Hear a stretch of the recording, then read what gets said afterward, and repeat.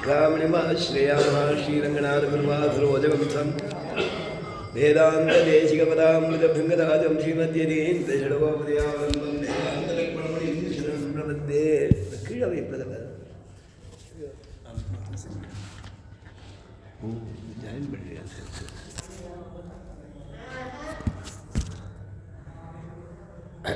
पर्याय भाष्यकाराय प्रदात्रिभुवनपदे ब्रह्मतन्त्र स्वतन्त्रादिनीय ब्रह्मणे नमः। श्रीमान् वेङ्कटनाथार्य कवितार्केयकेसरी वेदान्ताचार्यवर्यो मे सन्निधत्तां सदागति अस्मद्गुरुपरमगुरुमुञ्जिरिपरपूर्णोदयावनं रामं पद्माक्ष नाथ षठजित्सेने चिरमारमापदीं वन्दे जन्तुवेदे प्रदात्तुरीयाः दयातरङ्गाणचलाकटाक्षा श्रोत्रेषुंसावतं चलन्तीं सरस्वतीं संस्कृतकामधेनुं सन्तश्रीरङ्गपृथ्वीजनत्राणशेखराः जयन्ति भुवनत्राणपदपङ्कजरे नमः।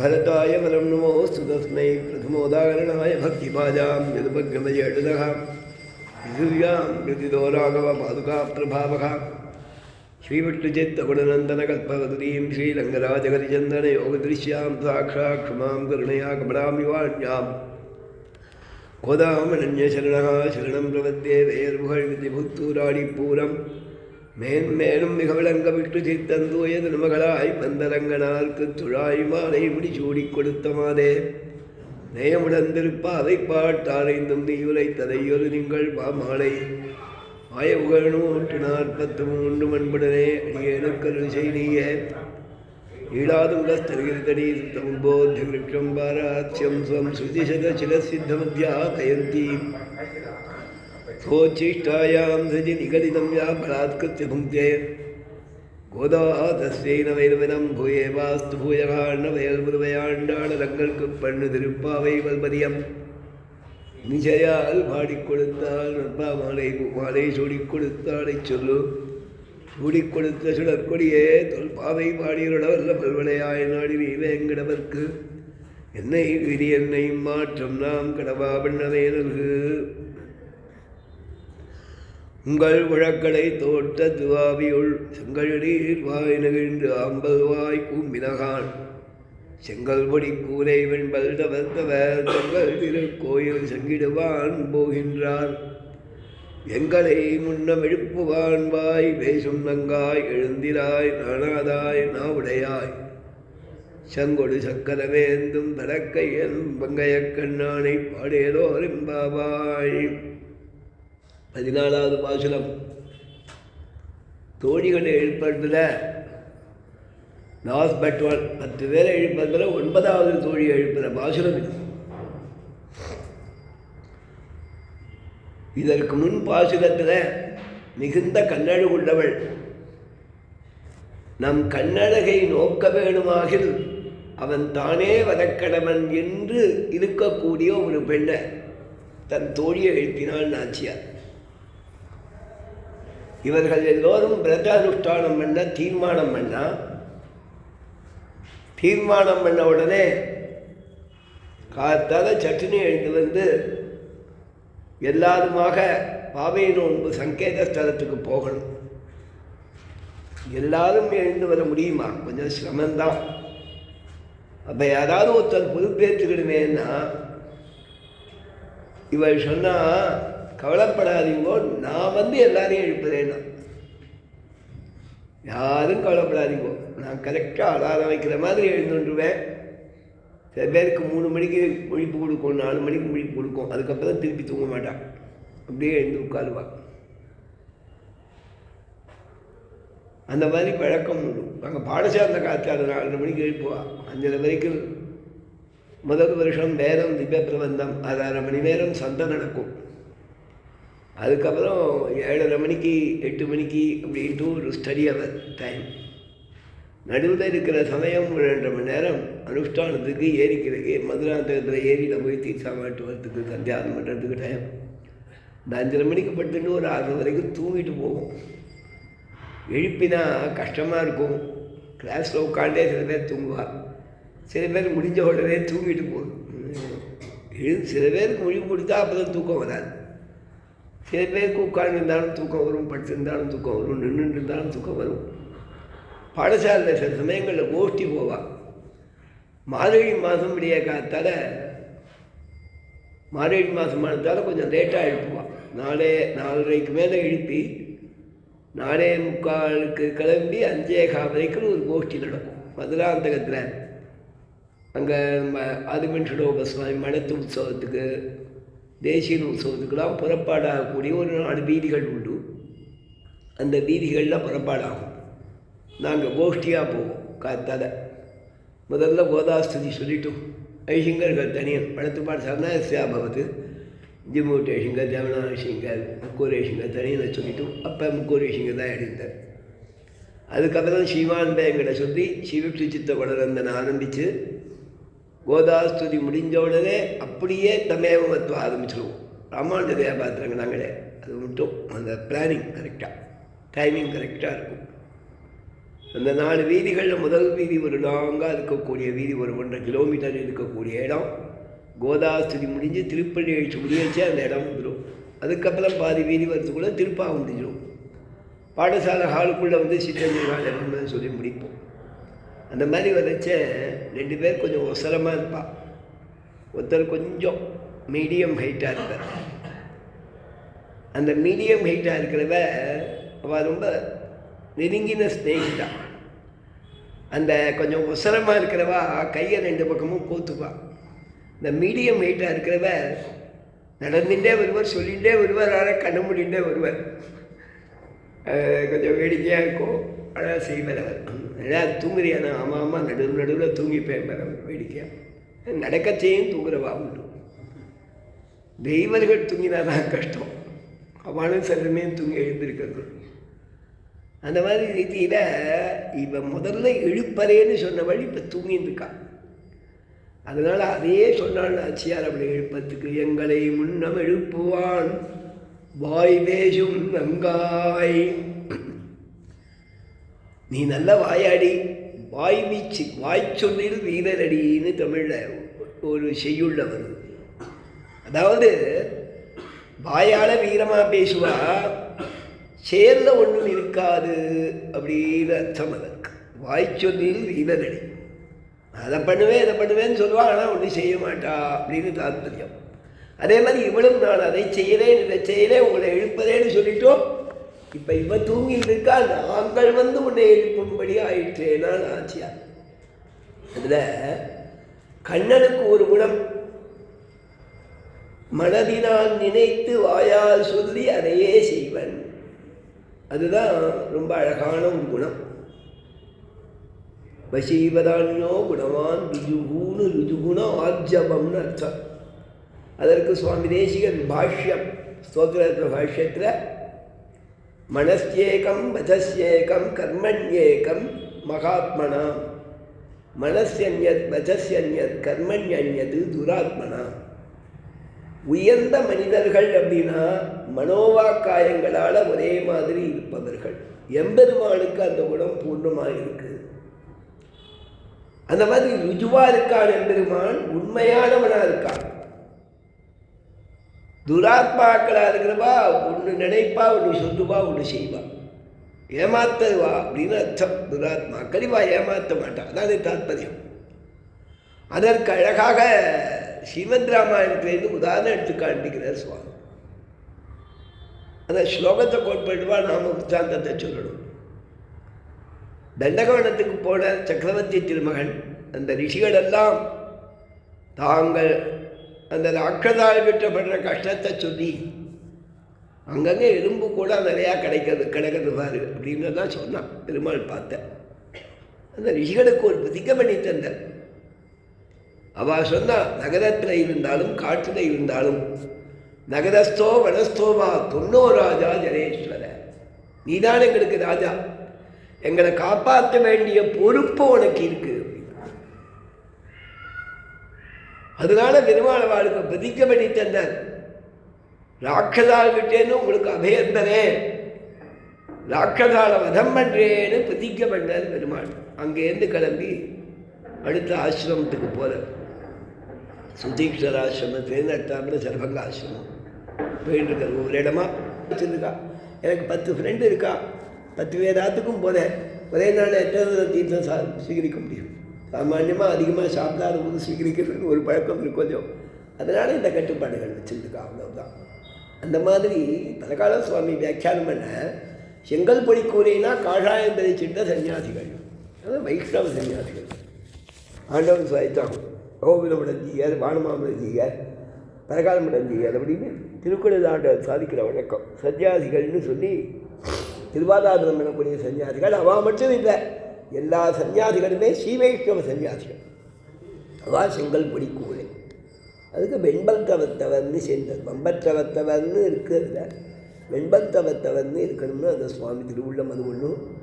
வம்பற்ற அத்தவர்னு அதுக்கு ஒரு வியாக்கியானம் பண்ணார் சுவாமி. அத்தவம்னா உயர்ந்த தபஸ். உயர்ந்த தபஸ் அப்படின்னா தபோ பிரம்மேதி சதபோதப்பியதா சதமஸ்தப்வா தபஸ்வாத்தியாய நிரதம் தபஸ்வி வாக்விதாம்பரம். ராமாயணத்தில் முதல் ஸ்லோகம் நாரதம் பதிபத்ரச்ச வால்மீகின் முடிப்புங்கவம். இந்த நாரதரை சொல்லச்சே தபஸ்லையும் சுவாத்தியாயத்திலையும் நன்கு ஈடுபட்டவர்களாம். அந்த தபஸ்கிற பதத்துக்கு நிறைய அர்த்தம் சொல்லி வியாக்கியானங்கள் பண்ணுறா பெரியவா. எல்லா அத்வைதிகள் வைதிகள் விசிட்டா எல்லாரும் வியாக்கியானம் பண்ணியிருக்கா. விசேஷமாக தபஸ்வாத்தியாயம் எல்லாருமே தபோ பிரம்மேதிங்கிறத எடுத்திருக்கா. பிரம்ம தியானம் பண்ணுறான்னு அர்த்தம். துவைதிகள்னா அத்வைத பிரம்மத்தை தியானம் பண்ணுறவா, துவைதிகள்னா அந்த ரீதியில் தியானம் பண்ணுறவா, பக்தியோகம் பண்ணுறவா, விசிஷ்டாத்வைதிகள்னா அந்த ரீதியில் பிரம்மத்தை தியானம் பண்ணுறவான்னு அர்த்தம். தபஸ்னா பிரம்மம். சன்னியாசிகள் எப்போதும் பகவத் சிந்தனம் பண்ணணும். அதவர்களுக்கு இல்லை. வாயால் வேற எதுவும் பேசக்கூடாது, நாராயணா சொல்லணுங்கிறதெல்லாம் நியமங்கள் உண்டு. பேசலாம், பக்திக்கு அங்கமாகவும். அது சம்பிரதாய நிர்வாகத்துக்காகவும் பேசலாம்ங்கிறதெல்லாம் சம்பிரதாயம் இருக்குது. தபஸ் அப்படின்னாக்கா பிரம்மம். அதை சொன்ன வம்பற்ற அத்தவன்னா வேற அல்வழக்கு ஒன்றுமில்லா அணி கோட்டியர்கோன் அபிமானத்துங்கள் செல்வனை போல திருமானே நானும் உனக்கு பழபடுகிறேன். நல்வழக்கு அல்வழக்கு, நல்லதையே பேசுவது நல்வழக்கு. அது செல்வ நம்பி. அதுக்கு உதாரணம், அவரிடத்துல அல்வழக்கே கிடையாது. அல்வழக்குனா வேண்டாதது, அல்லாத வழக்கு. நல்வழக்கல்லாததெல்லாம் அல்வழக்கு, பொருந்தாதது. அவைகள் தகாத பேச்சு அல்வழக்கு. நம்ம பேசுறதை பார்த்துருந்தான் அல்வழக்கு. எப்போ பார்த்தாலும் டிவியில் உட்காந்துக்கோம். நாம் ஏதாவது டைரக்ட் பண்ணுறோமா கிடையாது, நாம் பேசிட்டு இருக்கோமா கிடையாது, அதான் பார்த்துன்னு விட்டுருக்கோம். அல்வழக்கு அதுவும் அல்வழக்கு தான். அதுலேயே டிடிடி எஸ்விபிசி அது நல்வழக்கு இல்லையா? சாஸ்திரம் சம்பிரதாயம் தெரிஞ்சவா சொல்கிறது. நாள் முழுக்க பகவத் சம்பந்தமாகவே பார்த்துருக்கா. எஸ்விபிசி போட்டு நாள் முழுக்க வைக்கிறா. தேவத்த விஷயங்கள் வெளியூர் சந்திரோக்கணம் நல்வழக்கு அல்வழக்கு அது தபஸ். சரிதானா? நல்வழக்கே செய்வது தபஸ். அதுக்காகத்தான் சொன்னால் அத்தப உயர்ந்ததான தபஸை பண்ணுபவர்கள், வேறு வம்பு இல்லாத உயர்ந்த தபஸை பண்ணுபவர்கள். அவர்களும் காஷாயதாரிகளாக இருக்கக்கூடிய ஸ்ரீவைஷ்ணவ சன்னியாசிகள். அவர்களும் சன்னியாசிகளுக்கு இதது வெள்ளையாக இருக்கலாம்னு ஒரு சாஸ்திரம், அதில் பதில் வெண்மையாக இருக்கலாம் சாஸ்திரமானதால் வெண்பல் தவத்தவர்னு வாடியும் சொல்லலாம்னு அந்த சுவாமி வியாக்கியானம் பண்ணார். எல்லாம் வேணா இருக்கட்டும். அவள் தங்கள் திருக்கோயில்னா தங்கள் ஆராத்திய மூர்த்திகள். தாங்கள் சாலக்கிராமூர்த்திக்கு ஆராதனை பண்ணுறாங்கன்னா தனுர் மாதத்தில் விடியற் காலத்தால் எழுந்துட்டு பெருமாளுக்கு திருவாராதனத்தை பண்ணிவிட்டு அதன் பிறகு சந்தியாவந்தனாதிகள் பண்ணுறான் இல்லையா? தீர்த்தம் கூட எடுத்துக்கலாம்னு சாஸ்திரம். தனுர் மாதத்தில் மட்டும், மற்ற சமயங்களை சூரியோதயத்துக்கு முன்னால் பண்ண முடியாது. அந்த சமயத்தில் தான் பண்ணலாம்ங்கிறது சாஸ்திரமானத்தால் பண்ணிட்டு தீர்த்தம் அடிச்சு தான் அப்புறம் சந்தியாவந்தனாதிகள் பண்ணுறான். அதை சொன்ன செங்கல்படி கூரை வெள்ளவத்தவர் தங்கள் திருக்கோயில்னா தங்கள் ஆராத்திய மூர்த்திகளுக்கு செங்கிடுவான் போகின்றார். தண்டத்தை தரிச்சுண்டு ஆராதனத்துக்காக போகிறார். அந்த சங்குனா சாவின்னு ஒரு அர்த்தம். ஒரு காலங்களில் அந்த கைங்கரியத்துக்காக இருக்கக்கூடிய ஜீயர்களே தர்மகர்த்தாக்களாக இருக்கச்சே அங்கே வந்து சாவி இருக்கும். பெருமாள் சந்நிதி சாவி, திருவேங்கடமலையான் சந்நிதி, அந்த மாதிரி இடங்கள்ல அந்த இடத்துல இருக்கா, அதை எடுத்துன்னு போகிறாவா அப்படிங்கிறத பார்த்து சொல்லியாக மாட்டோம். தங்கள் இரு கோயில் சங்கிடுவான் போகின்றான். இந்த படித்தின்ற ஸ்திரீக்கு இன்னொரு அடையாளம் சொன்னான் நாச்சியா. எங்களை முன்னம் எழுப்புவான் வாய் பேசும் நங்காய் எழுந்திராய். அதுக்கப்புறம் ஒரு அழகான பதம், நாணாதாய். நாணம்னாக்கா லஜ்ஜை, நாணம், வெட்கம். நீ எழுப்பதேன்னு சொன்ன, இத்தனை பேர் ஒன்று எழுப்பணும். ஐயோ என்னடா நம்ம எழுப்பணும்னா அவள் நம்மளை எழுப்புறாரு. மனசில் ஒரு லட்சம் இருக்க வேணும். அது இல்லாமல் மேலே மேலே கேள்வி கேட்டுன்னு அடையாளம் சொல்லுன்னு கேட்டுருக்க. நானாதாயினா இன்னைக்கு வியாக்கியானம் இல்லை, வியாக்கியானம் அற்புதம். ஒரு பதம் அழகாக காவியமாக சொல்கிறதுக்கு. நீ இருந்த ஊரில் பூஷினியும் காயாதோ அப்படின்னு சரி. லஜ்ஜை இல்லையானா, லஜ்ஜங்கிறது சுரணையோட ஒரு அவஸ்தை. ஐயோ இப்படி ஆகிட்டோமே, நம்ம அடி பேசாமல் இருக்கோமேனு உடம்புல உதைக்கிறதுன்னு அர்த்தம், சுரணை இருக்குதுன்னு அர்த்தம். இந்த நானாதாய்கிறதுக்கு வியாக்கியானம் பண்ண உடனே சாய்கிற உனக்கு நாணமே இல்லை, வெக்கமே இல்லை, லஜ்ஜையே இல்லை. அந்த ஸ்வரணைங்கிறத சுனை சுரணை ரெண்டு ஒன்று. பூசணிக்காய்க்கு சுனை இருக்கும், அதுக்கு ஏதா சின்னதாக இருக்கும்போது அப்படி நீட்டின்னு அதுக்கு சுனைன்னு சொல்லுவாள். அந்த சுனைங்கிறது ஒரு சுரணம் மாதிரி உடம்புல குத்திட்டு கொஞ்சம். அதனால் வியாக்கியானம் பண்ணியிருக்கா பெரியவா மகான்கள் சொல்கிறா. நீ இருந்த ஊரில் பூசணியும் காயாதோன்னா என்ன அர்த்தமா, நீ இருக்கிற ஊரில் செடி கொடிகளுக்கு கூட சொனை இருக்கக்கூடாது, அதனால் அதுவும் இருக்காதோன்னு அர்த்தமா. வைஷ்ணவ சுதர்சனம் எழுதியிருக்காது, அதை கொஞ்சம் விஸ்தாரப்படுத்தி. ஸ்ரீ வைஷ்ணவ சுதர்சனம்னு புத்தூர் கிருஷ்ணசாமி உட்கார்ந்து வக்கீலாக இருந்தவர். வைஷ்ணவத்தில் தென்னாச்சாரிய சம்பிரதாயத்துக்கு சேர்ந்த ஒரு ஆச்சாரியன். அவர் பிடிவாதமாக வக்கீலாகவும் இருந்தால் வைஷ்ணவ சுதர்சனம் பத்திரிகையும் நடத்தினார். சம்பிரதாய சண்டைகளுக்கும் அந்த விஷயம் வேறு. ஆனால் சம்பிரதாயத்துக்கு அரும்பாடு பட்டாருங்கிறத யாருக்கும் ரெண்டாவது கருத்து கிடையாது. அவர் சங்க இலக்கியத்தெல்லாம் எடுத்து சங்கத்தமிழ் மரபு வைஷ்ணவர், சங்கத்தமிழ் மரபு வைஷ்ணவம். அதனால் வைஷ்ணவங்கிறது அதிகாலத்திலேயே வைஷ்ணவமோ சைவமோ தமிழ்நாட்டில் இருந்திருக்கு. இந்த சம்பிரதாயங்கள் எதுவுமே எங்கேயும் இல்லைங்கிறது கிடையாது. எல்லா இடத்துலையும் பதவி இருந்தது, நம்பர் குறைச்சலாக இருக்கலாம். சரிதானா? படியோடு இதெல்லாம் ஒன்றுமே கிடையாதுங்கிறாளே, அதெல்லாம் மறுத்து அவர் நிறையா புஸ்தகம் எழுதியிருக்கிறார். அதெல்லாம் அவள் படிக்கிறது வேலை வச்சுக்கோங்க.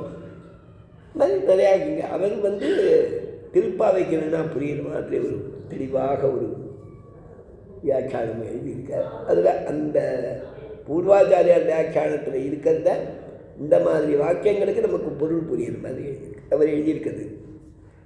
இவள் இருந்த ஊரில் செடி கொடிகள் கூட, அவ்வாறான செடி கொடிகள் கூட காயாது என்று தாத்பரியம் அப்படின்னு சாதிச்சு.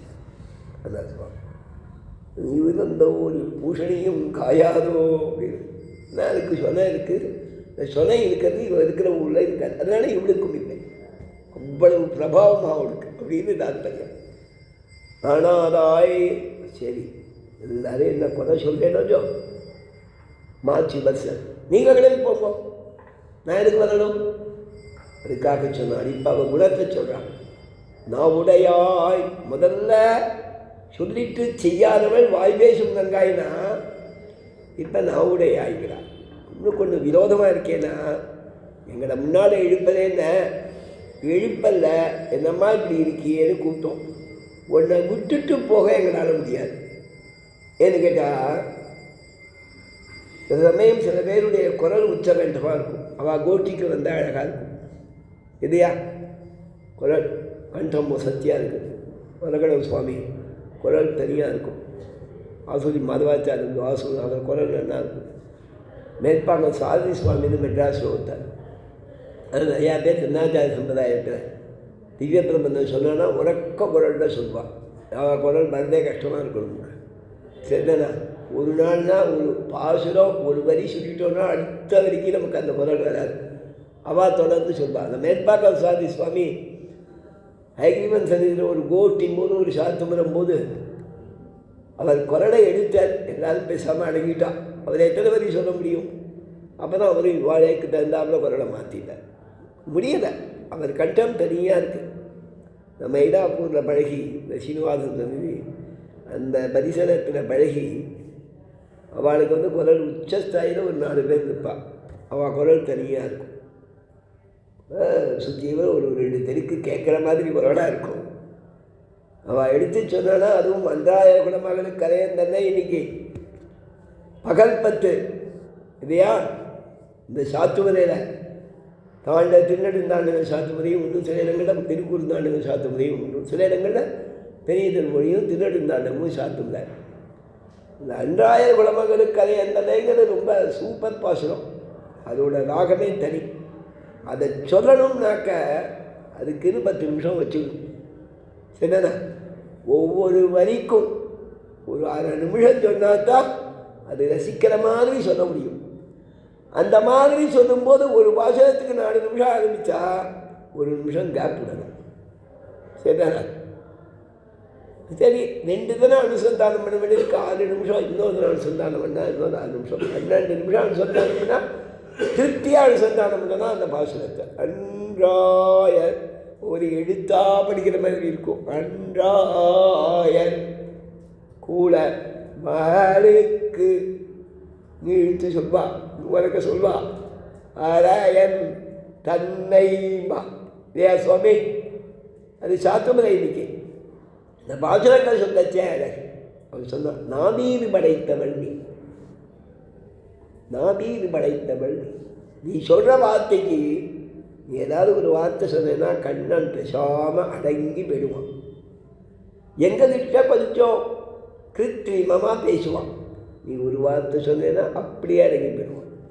நாவன்மைன்னு ஒன்று. சுவாமி தேசிகன் ரங்கநாதனுடைய பகவத்யான சோபானம் திருமேனி அவயவ வர்ணனம் அவன் என்ன சாதிக்கிறார் அப்படின்னு கேட்டால், குப்பிய சோடி வச்சன குட்டிலைகி குந்தலைகி சிஷ்டம் ஊடே ரத்னாபீட திதி சபலித்தே ரங்கபத்து கிரீட்டே ராஜன்மத்திய ஸ்திதி மதிகதா வித்தய சேதசோமி. என்னுடைய மனதின் வியாபாரங்கள் மே சேதசோ வித்தயா. மனதின் வியாபாரங்கள் நான் நினைத்தேன் இல்லையா? அந்த என்னுடைய மனசோட வியாபாரங்களான நினைவுகள் நன்கு பிரகாசிக்கிறது. எப்போ தெரியுமா? ரங்கநாதா உன்னுடைய கிரீடத்தில் ஈடுபட்டிருக்கு அந்த சமயத்தில். அந்த கிரீடம் எப்பேற்பட்டது அப்படின்னு கேட்டால், நல்ல கேச பாசங்கள் அந்த கிரீடத்தோட அடிய தொட்டுருக்கு. அதை சொல்லணும். அதோடு நிறுத்திக்கலாம். கொஞ்சம் அந்த கேசபாசத்தை வந்திக்கிறார். எந்த மாதிரி அந்த கேசபாசம் இருக்கு, திறமை இருக்கு அப்படின்னா, தலைமையில் வளைஞ்சி வளைஞ்சு குட்டிடமாக இருக்கிறது, வக்கரமாக இருக்கிறது, அதுக்கு அழகு. சுருள் முடியுன்னா அது ஒரு அழகு. அதை வந்திக்கிறார். குட்டிதைகி குந்ததைகி. அவர் காஞ்சிபுரம் பக்கம். அவருக்கு என்ன எங்கள் மேலே கோபமோ தெரியல, சோழ தேசத்து மேலே. வேடிக்கையாக சொல்றார். அவர் உபமானம் சொன்னார். அந்த கௌட்டில்யம் சுருளாக இருக்கிறதுக்கு, குட்டினமாக இருக்கிறதுக்கு, வக்கரமாக இருக்குது. இது கொஞ்சம் கொஞ்சம் அந்த சென்ஸை பார்க்கச்சே ஒரு இடத்துல தோஷம் மாதிரி இருக்கும். தலைமையிலுக்கு சொல்லச்சே குட்டினம்ங்கிறது அழகு. வார்த்தைக்கு குட்டினம்னா சோடி வச்சன குட்டிலை. சரிதானா? அந்த மாதிரி குட்டினமாக வக்கரமாக பேசுகிறவா பேச்சில் மடக்கிடுவாளாம் சோழ தேசத்து ஸ்திரீகள். அது ஆண்டவன் நிறையா அதுக்கு ஐதிஹ்யங்கள்லாம் சொல்லியாகும். ஆண்டவன் சொல்லியாகும். ஒரு மாமி சுவாமியை காகரி வாங்கிட்டு வர சொன்னாராம். வாங்கிட்டு வந்துட்டா. என்ன பண்ணனானா, அன்றைக்கி கொஞ்சம் சண்டே கொத்தவரங்காய் பண்ணதான் நானாம். சரின்ட்டு வாங்கிட்டு வந்திருந்தார். எடுத்து கொட்டிவிட்டார். அப்போ கொத்தவரங்காயை எடுத்து இது பண்ணிகிட்டு இருந்தா. அதெல்லாம் எடுத்து தெரிய பண்ண ஆரம்பிச்சுட்டான். திடீர்னு அவர் என்ன பண்ண, ஏதோ ஒரு படம் மாட்ட வேண்டியிருந்தது. சுகத்தில் ஆணி அடிச்சுட்டு இருந்தார். ஆணி அடித்தா அந்த ஆணி அந்த சுகத்தில் உள்ளே போகலை. அது வளையாது. ஆணி அடித்தா ஆணி வளையாது.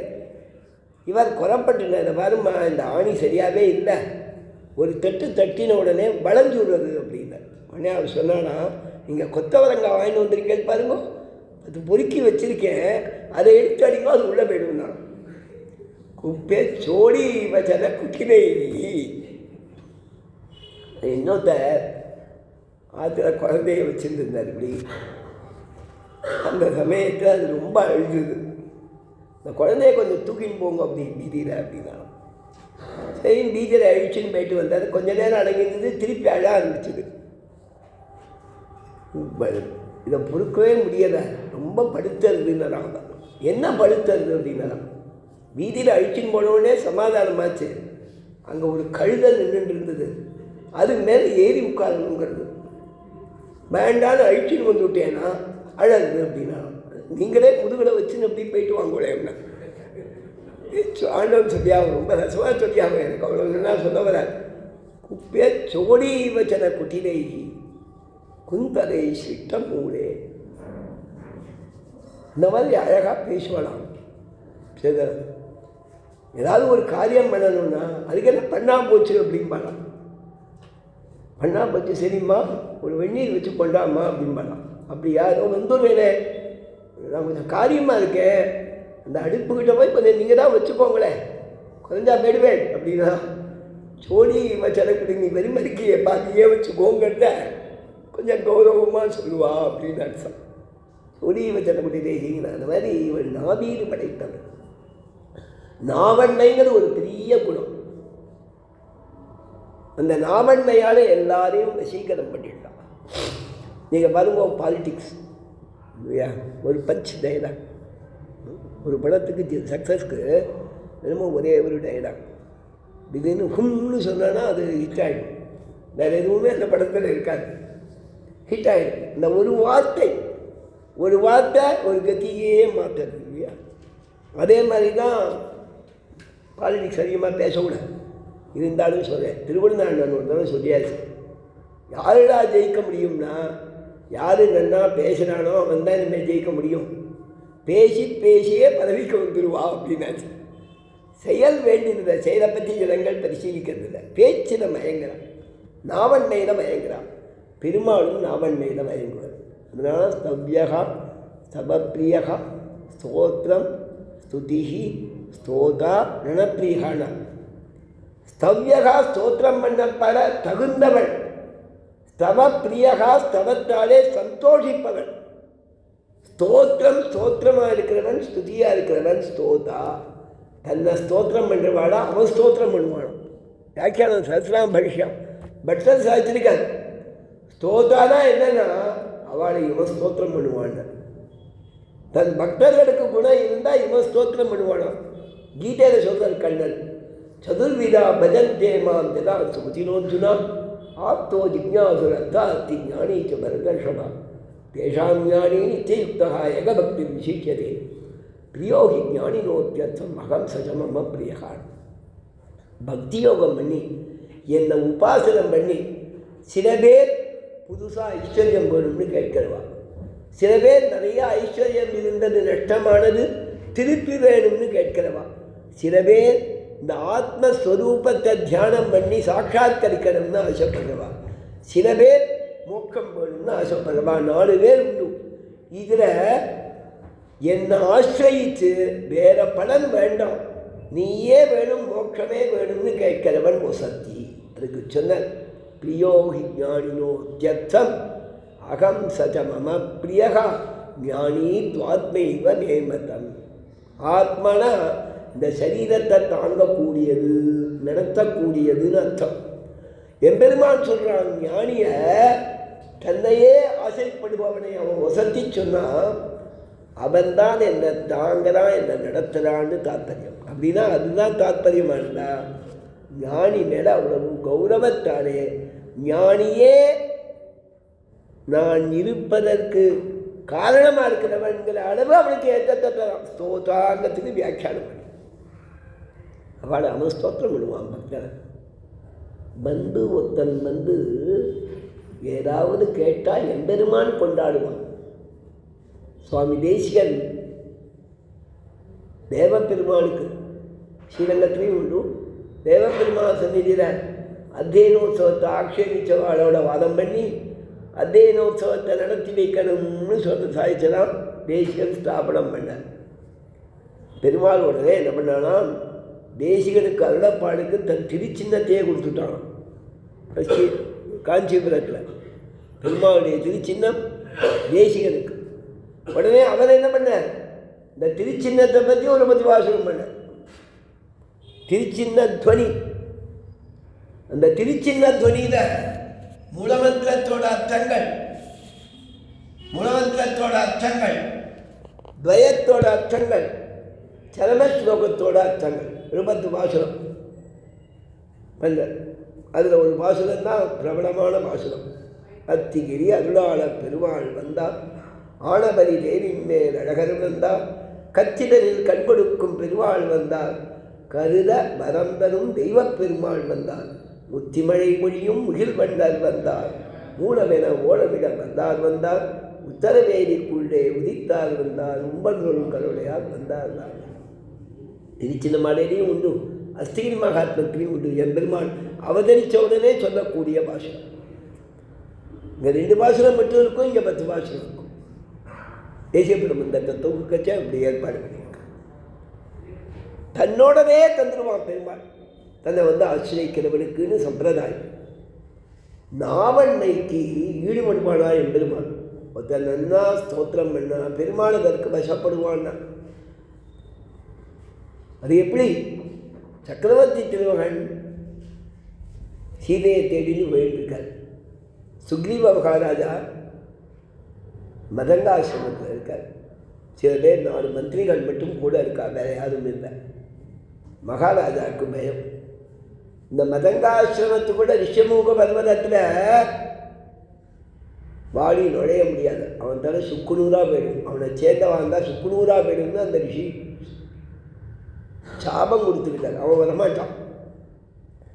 நான் வர முடியாது, யாரையாவது ராஜாக்களை ஃப்ரெண்டாக இருக்கிற மாதிரி அனுப்பிச்சு இந்த சுக்ரீவனை தீத்துணுன்னு அனுப்புகிறான்னு சுக்ரீவனுக்கு சந்தேகம். திருவடியின் இடத்துல சொன்னான், ஆஞ்சநேயன் இடத்துல. ஆஞ்சநேயன் நான் போய் பார்த்துன்னு வரேன். என்ன பண்ண, பிக்ஷு ரூபம் ததோ வேஜே ஷடபுத்திகயா கபிஹி. அவர் பிக்ஷு வேஷத்தை எடுத்துட்டார். இல்லையா சுவாமி? ராமாயணம், சிவன் ராமாயணம். பிக்ஷுனா பிரம்மச்சாரியும் பிக்ஷு, சன்னியாசியும் பிக்ஷு. சன்னியாசி வேஷம் உண்டுன்னு சில பேர் சொன்னார். சில பேர் இந்த பிரம்மச்சாரி வேஷம் உண்டாங்க. பிக்ஷு ரூபம் ததோ வேஜ, அவர் தான் ஏற்கனவே பிரம்மச்சாரியாச்சேன்னா ஆண்டவன் சொல்லியாகும். அவர் வானர பிரம்மச்சாரியாக இருந்த நல பிரம்மச்சாரியான இவற்றை பேசுறதுக்கு நான் மனுஷ பிரம்மச்சாரியானன்னு அர்த்தம். இவற்றை பேசுகிறது. சக்கரவர்த்தி திருமண் இளைய பெருமாள் 2 பேரையும் பார்த்து சில ஸ்லோகங்கள் சொல்கிறவர். கௌஜுவாம் சீனபசனவு, மரபுரி தரிச்சுன்னு இப்படி வரல. நீங்கள் யார் மரபுரி தரிச்சுன்னு தபஸ்வியாக இருந்தால் கையில் பில் இருக்குது, அம்பு இருக்குது, க்ஷத்ரிய சின்னங்கள் அங்கங்கே தழும்பெல்லாம் தெரியாது. நீங்கள் எதுக்காக இங்கே சுற்றின்னு இருக்கேன். அது மட்டும் இல்லை, பம்பாதீத ருகாந்திக்ஷான் தீட்சமானவும் சுமந்ததா. இங்கே இருக்கிற மரம் பம்பா, பெரிய ஏரி, பம்பா சரஸ், அதோட கரையில் இருக்கிற மரங்களை மேலே பார்த்துட்டே நடந்து போகிறவன் சுத்தீவிர பார்க்கணும்னா பக்கப்பாட்டில் தானே பார்க்கணும், மேலே நிமிந்து பார்ப்பானே. பம்பாதீத ருகாந்திக்ஷான் தீட்சமானோ சுமந்ததா. என்ன காரணம் கேட்கிறேன். தேவோவா மானுஷோவா, மனுஷாலா தேவதைகளா சொல்லும் போகிற உடனே பதில் சொல்லணும். பதில் சொல்லுன்னு பெருமாளுக்கு தானே பேசுறதுல இஷ்டம் இல்லை. இவர் சொல்லிட்டார், நான் சுக்ரீவன்கிற வானர வீரனுடைய மந்திரி, உங்களை பார்க்கறதுக்காக வந்திருக்கேன். எங்கள் ராஜா உன்னோடு தோழனாகணும்னு ஆசைப்படுறான்னு இவர் ப்ரீஃப் பண்ணிட்டார் தங்களை பற்றி. பதில் சொல்லணும். மந்திரின்னு சொல்லிட்டான். தான் பேசுறது சரியில்லை. ராஜதர்மத்துக்கு ஒரு புரோட்டோக்கால் ஒத்துக்காது. இவன் பக்கத்தில் இதே விதமான பேச சொல்லுவார். தம் அபியபாஷ சௌமித்ரே சுக்ரீவ சச்சிபம் கபிம். இந்த நினைவு அந்த சுக்ரீவனோட மந்திரியான அந்த வானரத்தோட பேசுன்னு. அதுக்கு முன்னால் சொல்கிற இவன் அழகாக பேசினான்னு ஒரு சில ஸ்லோகங்கள் சொல்கிறார் சுவாமி. சம்பிரதாயத்தில் ரொம்ப பிரசித்தமான ஸ்லோகங்கள். ரிக்வேதம், யஜுர்வேதம், சாமவேதம், அதர்வவேதம் எல்லாம் நன்கு அத்தியனம் பண்ணி வியாக்கரணத்தை நன்னா படித்து காவிய சாஸ்திரங்கள் நன்னா தெரிஞ்சவன் தான் இப்படி பேச முடியும். இவைகளில் ஏதாவது ஒன்று அத்தியனம் பண்ணாதவன் இந்த மாதிரி பேச முடியாது. அழகாக வார்த்தை சொன்னான். அவனுடைய முகம் பாவங்கள் விகாரம் இல்லாமல் நன்னா இருந்ததுன்னு சொன்னான். பேசும்போது அதிகமான முக விகாரங்கள் இருந்தால் அது தோஷம். அது இல்லைங்கிற சுவாமி. அழகான ஸ்லோகங்கள். நானுர்வேத வினீதஸ்ய நாயஜுர்வேத தாரிணகா சாமவேத விதுஷகா சக்கியமேவம் பிரபாஷித்தும் நூனம் வியாக்கரணம் கிருஷ்ணம் மனேன பகுதாச்சுதம் பகு வியாகரதானேன ந கிஞ்சித் அவசந்தித்தம். ரிக்வேத, எதிர்வேத, சாமவேத, அதர்வ வேதம் இதெல்லாம் அத்தியனம் பண்ணாதவன் இந்த மாதிரி பேச முடியாது. இவன் வியாக்கரணத்தை படிச்சிருக்கான்னு சொன்னார். நன்னா தெரிஞ்சிருக்கான்னு சொன்னார். அதை எப்படி தெரியுமா சொன்னார்? 4 பதங்கள் சொல்வதற்கு. இவன் பேசுறதுலேருந்து நூனம் நிச்சயமாக அனேன இந்த வானர வீரனாலே வியாக்கரணம் வியாக்கரண சாஸ்திரம் கிருஷ்ணம் முழுவதும் பகுதா பலவிதத்திலே சுத்தம் கேட்கப்பட்டது. வியாக்கரணம் 9 வியாக்கரணம் இருக்கு.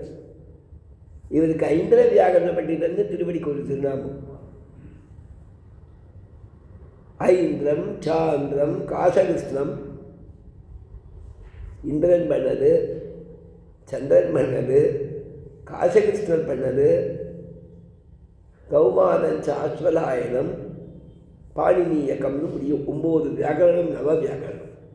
ஆஞ்சநேயனுக்கே நவ வியாக்கரண பண்டிதன்னு ஒரு பேர், 5 வியாக்கரண பண்டிதன்னு சுவாமி சக்கரவர்த்தி திருமகன் சாதிக்கிறார்.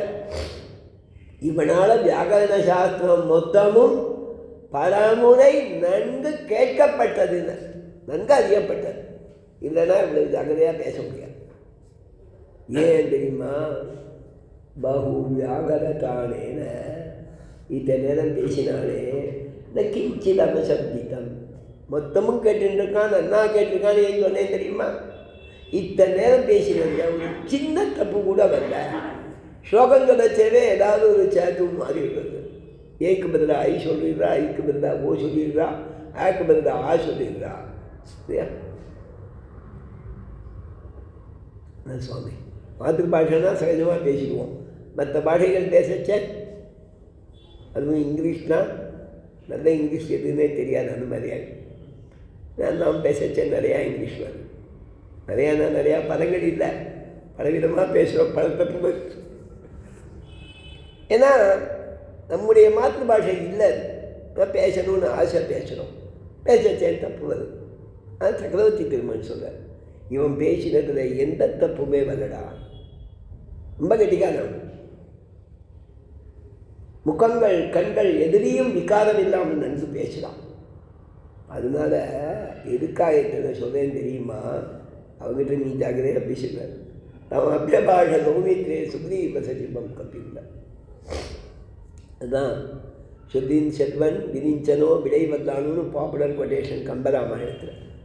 சொத்தின் செல்வன் அதில். சொத்தின் செல்வன்னா தேசத்துக்குன்னு பிறந்தவன் அர்த்தம். சொத்தின் செல்வன் மாதிரி லோகத்தில் டைட்டில் கூட கொடுக்கறது உண்டு. சொத்தின் செல்வன் இல்லையா? சொத்தின் செல்வன் விரிஞ்சனோ விடை வந்தானோன்னு எம்பெருமா சக்கரவர்த்தி திருமகன் முதல்ல திருவடிக்கு ஆஞ்சநேயனுக்கு தந்திருக்கான். அதை எடுக்கிறா உதாரணத்தில். நாவுடையாய்னா நாவீடு படைத்தவள் நீ, அனுமனை போலே வாக்வன்மை உள்ளவள்.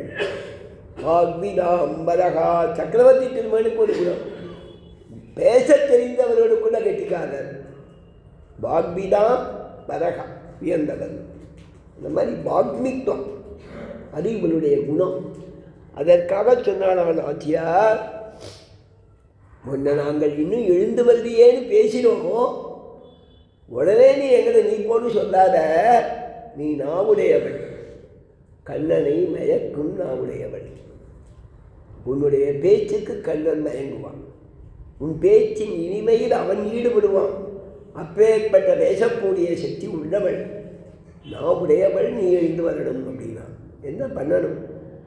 கண்ணனை பாட வரும். சங்கச்சக்கரதாரியான பங்கஜாட்சன் புண்டரீக விஷாலாட்சன் தாமரை கண்ணன் அரவிந்த லோச்சனன் அவனை பாடணும். சங்கொடு சக்கர வேண்டும் தடக்கையன் விஸ்தாரமான திருத்தோள்களை உடையவன், திருக்கைகளை உடையவன். தடக்கையன் விஸ்தாரமான திருக்கைகள். பாகுச்சாயாம் அவஷ்டப்தோ எஸ்ய லோகோ மகாத்மனஹா. எந்த பெருமாளுடைய தோளில் இந்த மொத்த லோகமும் அடங்குமோங்கிறான். இந்த மாதிரி அந்த எம்பெருமான் அழகனுடைய தோளில் ஈடுபட்ட நாச்சியா சுந்தர தோளுடையாம் சுடலையில் நின்று உய்துங்களோ. சுந்தரபாகு அவருடைய தோல் அழகு, குழலழகர், வாயழகர், கண்ணழகர், குப்பூழி இழு கமலப்பூவழகர் எம்மானார் அப்படின்னு ரங்கநாதனை சொல்கிறான். மாதிரி எம்பெருமானுக்கு அந்த அழகு திருத்தோள்களாலும் அழகு. பாடியம் தோளுடைய பத்மநாபன் கையில் ஆழி ஓல்வினி அங்கே சொன்னான். அதை சொன்னால் இங்கே சங்கொடு சக்கரவேந்தும் தடக்கையன் வியாக்கியானம் என்ன பண்ணுறான். அவனுடைய கைகளில் சங்க சக்கரத்தை தரிச்சுருக்கிற அழகு ரொம்ப நன்னா இருக்குது அப்படின்னா, அது எந்த அளவு நன்னா இருக்குது அப்படின்னு சொன்னால், அதை தரிச்சுருக்கிற அழகிலேயே ஈடுபட்டு இவன் யாருங்கிற விசாரமே வல்லங்கிற திருவங்கை மன்னன். இன்னால் எந்தறியேன் திருமகவனுடைய பாசுரம். இன்னால் எந்தறியேன், என் முன்னால் ஒருத்தர் நிற்கிறார், அவர் யாரு எனக்கு தெரியல. அன்னே ஆழியொடும் பொன்னால் சாருங்கமுடைய அடிகளை இன்னால் எந்தறியேன். பார்த்தா நல்ல காந்தியெல்லாம் பார்த்தா பெரியவன்னு தெரியாது, அடிகள் சுவாமி சிறந்த ஐஸ்வர்யம் படைத்தவன்னு தெரியாது.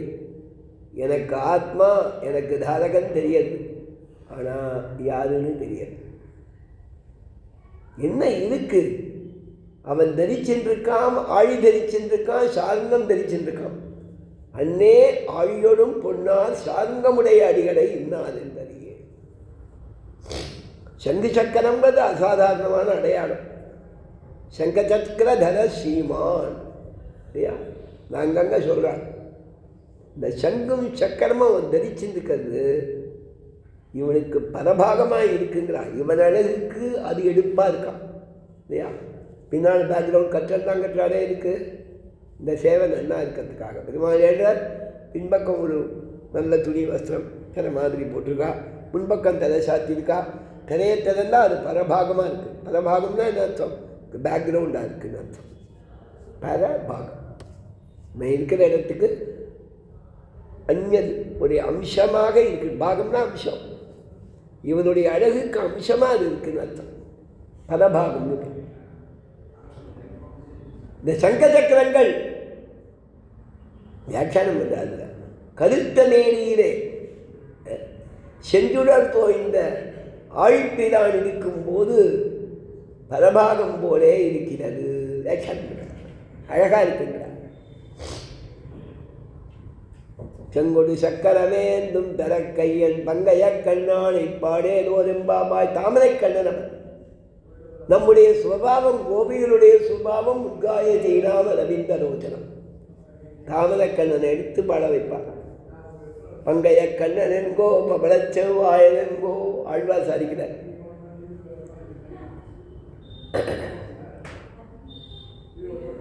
ரங்கநாதனை பற்றி ஆழ்வார் பாசனம் கங்குளும் பகலும்ல வரிசையாக பாசனங்கள் ஆரம்பிக்கச்சேமே இந்த பராமரிசன ஐக்கியத்தில் ஈடுபடுறாங்கச்சே. சங்கு சக்கரத்தினின்று கைகூப்புங்கிறார். தாமரைக்கண் என்றே தளரும்னா சங்குடி சக்கரம் என்னும் தடக்கையன் பங்கைய கண்ணானை. அவனுடைய திருமேனி அழகடி ஈடுபடுறார் ஆழ்வார். பராங்குச்ச நாய்க்கு ஈடுபடுறார். பங்கைய கண்ணன் என்கோ, பவள செவ்வாயன் என்கோ, அங்கலின் அடியன் என்கோ, அஞ்சன வண்ணன் என்கோ, செங்கலின் முடியன் என்கோ, திருமரு மார்மன் என்கோ, சங்கு சக்கரத்தன் என்கோ, சாதி மாணிக்கத்தை பங்கைய கண்ணன்னு சொல்வேனா, பவள செவ்வாயன்னு சொல்வேனா, அங்கதில் அடியன் என்கோ, நல்லா பிரகாசிக்கக்கூடிய திருவடிகளை உடையவன் என்போ என்கோ பாசுரத்தில், அஞ்சன வண்ணன் என்போ,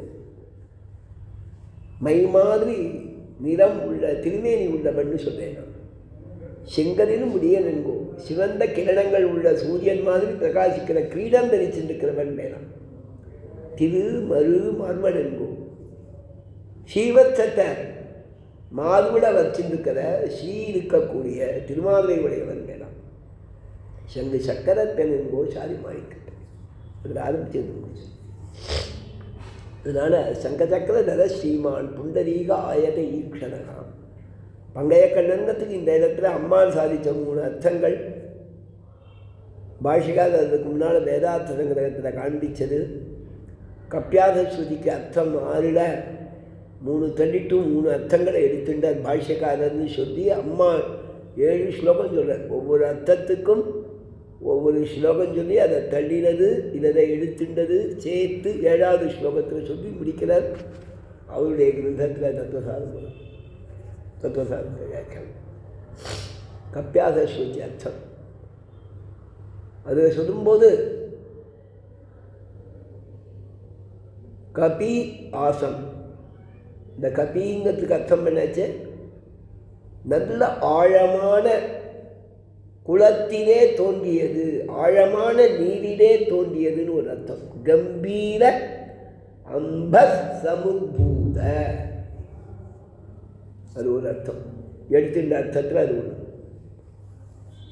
ஆசனா அது ஆசனமாக கொண்டது, அதில் இருப்பதுன்னு அர்த்தம். அந்த கபிங்கிற பதத்துக்கு கம்பீரமான அம்பஸ்ன்னு அர்த்தம் சொன்னால் அந்த இடம் ஆழமாக இருக்கிற நீர்னு அர்த்தம் கபிங்கிற பதத்துக்கு. அதுக்கடுத்தது கபினாக்க கம் ஜலம் பிபதீதி கபி, ஜலத்தை குடிக்கிறது. எதுனா தாமரை தண்டு எவ்வளவு நிறையா தீர்த்தம் இருக்கோ அதுக்கு தகுந்தாப்புல அந்த தாமரை நல்ல நீண்ட பருமனான தண்டு மேலே இருக்கும். நிறைய ஆழமாக இருக்கக்கூடிய ஒரு குளத்தில் நல்ல நீண்டு பருத்த தாமரை தண்டில் இருக்கக்கூடிய தாமரை அழகுங்கிறார். அதற்கு மேலே அந்த தாமரை சூரியனுடைய கிரணம் பட்டு மலர்ந்தவுடனே இன்னும் அழகாக இருக்குங்கிற. கம்பீராம்ப சமுத்பூத சுமிருஷ்டனால ரவிகர விகசித, சுமிருஷ்டனாலனா மிக புஷ்டமாக இருக்கக்கூடிய தாமரை தண்டு, அது கபி, தண்ணீரை குடிக்கிறது தாண்டு. அதில் இருக்கக்கூடிய தாமரைன்னு அர்த்தம் கப்பியாசங்கிறது. கப்பியாசம்னா கபினா சூரியன், அவன் ஜலத்தை தான் முடியலாம், அவனாலே மலர செய்யப்பட்டதுன்னு அர்த்தம். ஆசங்கிற பதத்துக்கு கப்பியாசம், அவனாலே மலர செய்யப்பட்டதுன்னு சொல்லிட்டு கம்பீராம்ப சமுத்பூத சுருஷ்டனால ரவிகர விகசித புண்டரீகதர அமல ஆயத ஈக்ஷணா அப்படின்னு பெருமாளுடைய கண்ணை வந்திக்கிறார் சுவாமி எம்பெருமானார் பாஷ்யக்காரர் வேதார்த்தத்தில். தாமரை கண்ணம் பங்கைய கண்ணானை பாடேற்போல் இந்த பாசுரத்தில் சொல்லணும். இதை சொல்வது பழக்கம். தாமரைக்கண் பெருமானுக்கு வசத்தியான அடையாளம். மார்க்கண்டேயர் பாண்டவாளுக்கு பிரளயத்தை பற்றி சொல்லி கேட்டேன். பிரளயத்தை அவன் நேரம் பார்த்தேன். அதை சொல்லி கேட்ட தர்மபுத்திரர் சொன்னார், நாங்கள் எல்லாரும் காத்திருந்தோம், ஒரு 7 ரிஷிகள் இன்னும் சில ஔஷதிகள்லாம் இருக்குது காத்திருந்தோம். எனக்கு வரப்பிரசாதத்தாலே எனக்கு அதை பார்க்கும்படியான அனுகிரகம் கிடைச்சிது. ஒரு படகு வந்தது, ஒரு மீன் அதோட வாலில் சுற்றின்னு கொண்டு வந்தது அந்த படகை. அதில் எல்லோரும் ஏறின ஓடதிகள்லாம் சேர்த்துன்னு வந்து சுற்றி வந்து அந்த பிரளயார்ணவத்தில் மூழ்கித்து உள்ளே போனால் அதில் ஒரு குழந்தை இருந்தது, அது வாயில் எல்லாம் போச்சு, நாங்களும் போனோம்.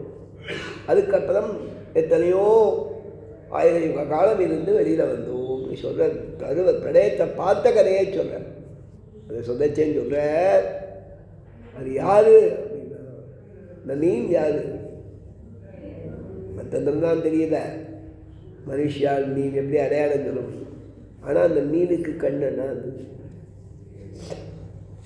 அந்த பெருமாள் சிட்டி பண்ணச்சேன்னு பார்த்தேன், அதே கண் அவனுக்கு இருந்தது. அது யார் தெரியுமா? இந்த இதில் உட்காந்துருக்கானே சம்பந்தி தே ஜனார்தனா சயேஷபு தீர்காட்சகாக கச்சத்வமேனம் சரணம் சரண்யம் புருஷபாக. இவனை ஆச்சரியம் பண்ணிங்க, உங்களை அபயப்பிரதானம் பண்ணுவான் உங்களுக்குன்னு கண்ணனை காமிச்சிடான். அந்த மாதிரி பங்கைய கண்ணாங்கிறது பெருமாளுக்கு ஒரு அசாதாரணமான அடையாளம். 1000 பேர்கள் உடையவன் தாமரை கண்ணன்கிறது பெருமாளுக்கு அசாதாரணமான. சைவத்தில் கூட ருத்ரனை ஒசத்தியாக சொல்லும்போது அவரை பூஜை பண்ணுறதுக்காக விஷ்ணு தன் தாமரை கண்ணை போட்டாருன்னு தாமரை குறையிறதுக்காக பண்ணுறாங்க. அவர் தாமரை கண்ணன்கிறத சைவம் கூட சொல்லும். வித்தாந்தம் வேறு விஷயமா இருந்தால் கூட தாமரை கண்களை ஒத்துண்டு அப்படின்னு சொல்கிறேன். இந்த தாமரை கண்ணனை பார்க்கணும் பாடணும், அதனால நீ எழுந்துருன்னு நம்மளை சொன்னான். ரொம்ப சுருக்கமாக சுவாபதேசம் ஒரு 5 நிமிஷம் சொல்கிறேன். மணி 8:05 முடிச்சுடுறேன் உபன்யாசத்தை. அதில் அரியன் ஆச்சாரியாவை பற்றி சொல்கிறது, பாகவதாவை பற்றி சொல்கிறதெல்லாம் ரொம்ப அழகு.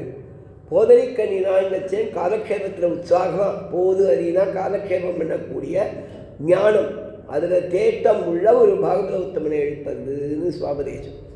ஆச்சாரியாலும் அந்த மாதிரி காலக்ஷேபத்திலேயே ஊத்தம் உள்ள ஆச்சாரியாள், அது சொல்கிறது வழக்கம். போதனைக்கண்ணினாய்க்கு இப்படி படப்படி சொல்கிறது. ஆசிரமத்து ஆச்சாரியாளில் கடந்தேத்தி ஆண்டவன் எழுந்தார். வாசுதேவாச்சார் காலந்தேத்தி தான் சொந்த ஊர் அவருக்கு, பூர்வீகம்.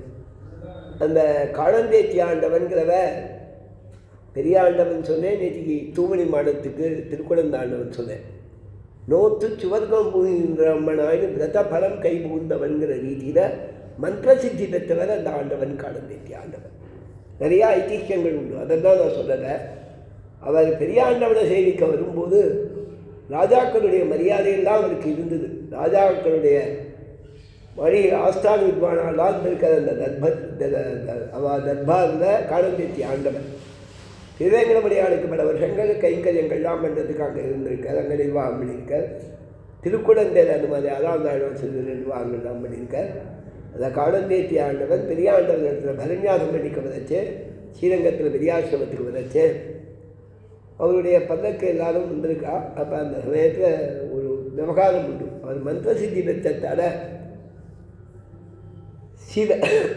இந்த சித்தி பெற்றவாளுக்கு சில சாமானிய தேவதைகள் சுத்த தேவதைகள்னு கணங்களாக இருக்கக்கூடியவா, தேவதா கணங்களாக இருக்கிறவா பல்லக்க ஒரு பக்கம் தூக்கிட்டு வருவாளாம், ஒரு பக்கம்தான் மனுஷியாக இருப்பாளாம் அவர் பல்லக்குக்கு. அந்த மாதிரி வந்தாலாம் பெரியாசிரமத்துக்கு.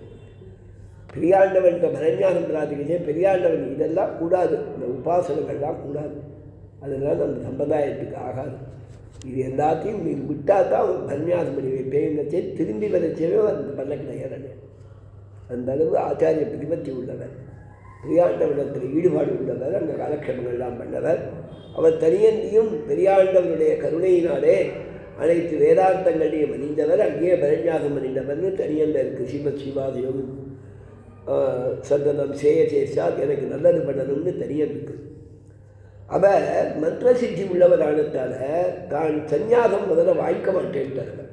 கொஞ்ச நாள் ஆசிரமத்தில் சுவாமிகள் இல்லாமல் இருந்தது. அதுக்கப்புறம் ஆசிரம சிஷ்யாடாக இருக்கிறவா அவர் ரொம்ப ஞானின்னு பிரார்த்திச்சார். அவர் எனக்கு வயசாகிட்டு நான் வரலான்ட்டேன். திருக்குழந்தை அழிச்சிட்டார். திருக்குழந்தை எழுந்த 38வது பட்ட அழிச்சிட்டார். ஞாபகம் எனக்கு 38ஆம் பட்ட அழிச்சிட்டார். எலெக்ஷனில் ஜெயிச்சா கோபிலமட்டார் சுவாமியாக வந்தவர். 2-3 பேர் எலெக்ஷன் நின்று பிரிட்டிஷ் கவர்மெண்ட் இருக்கச்சே எலெக்ஷன் நடந்து அதுக்கு வித்வான்கள்லாம் ரிஜிஸ்டர் பண்ணிவிட்டு, பிரபுக்கள்லாம் ரிஜிஸ்டர் பண்ணிவிட்டு எல்லா ஊர்கள்லையும் ஓட்டிங்லாம் நடந்தால் அதில் ஜெயிச்சு வந்தவர் திருக்குழந்தை அழிச்சிங்க. ரொம்ப பெரியவா வித்வான்கள். அடுத்த சுவாமியானத்துக்கு அப்போ போட்டி எல்லா இடங்கள்லையும் உண்டு. அன்றைக்கி இருந்ததுன்னு வச்சுக்கோங்க. எல்லா இடங்கள்லையும் போட்டிகள் உண்டு. அது அந்த பெரியவாளுடைய ஸ்தானங்கிறதுனால போட்டிகள், வேறு ஒன்றும் கிடையாது. அதில் ஆக்ரகம் கிடையாது. இருந்தாலும் ஒரு சந்தர்ப்பத்தில் அது அவசியமாக இருந்தது. எல்லாரும் வசத்தியான பாடாக இருந்தால் யாராங்க அதில் கஷ்டம் இருக்குது. சிக்ஷாவுடைய அபிப்பிராயத்தை தெரிஞ்சுக்கிறதுக்காக வச்சுருந்தாலும் சொல்கிறது தெரியவா.